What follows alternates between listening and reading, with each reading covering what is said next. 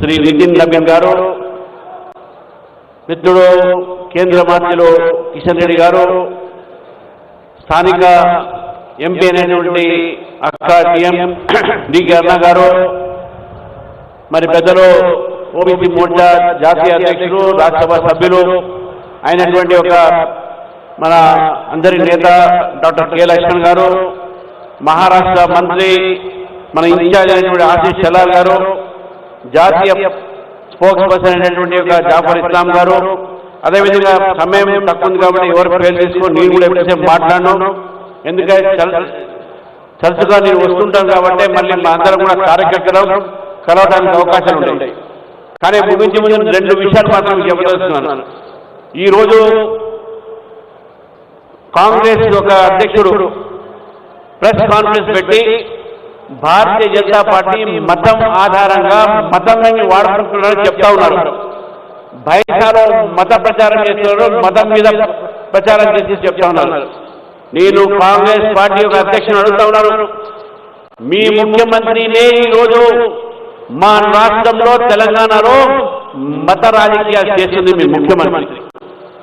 Jubilee hills లో ఏం మాట్లాడారో ఒకసారి గుర్తుపెట్టుకోండి.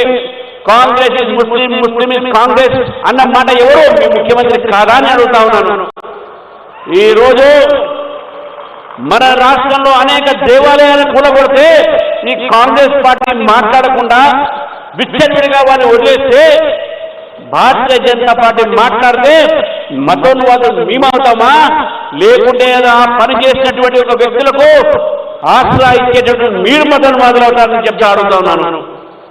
మిత్రులారా, ఈరోజు నల్గొండ జిల్లాలో ముఖ్యమంత్రి రేవంత్ రెడ్డి గారు సభ పెట్టారు. మరి సభ పెడితే మీరు పెట్టుకోండి, మనం కూడా ఇక్కడ పెట్టుకున్నాం. కానీ సభ పెడితే భారతీయ జనతా పార్టీ కార్యకర్తల్ని హౌస్ అరెస్ట్ చేయడం జరిగింది. ఇది ఎక్కడ ప్రభుత్వం ఉన్నాడు? మీ మీటింగ్ పెట్టుకోవడానికి బీజేపీతో భయం ఏంటి అని అడుగుతున్నాను. బీజేపీ అంటే కాంగ్రెస్ కు భయం అనే విషయాన్ని తెలుసుకోవాలి మిత్రులారా మీరు.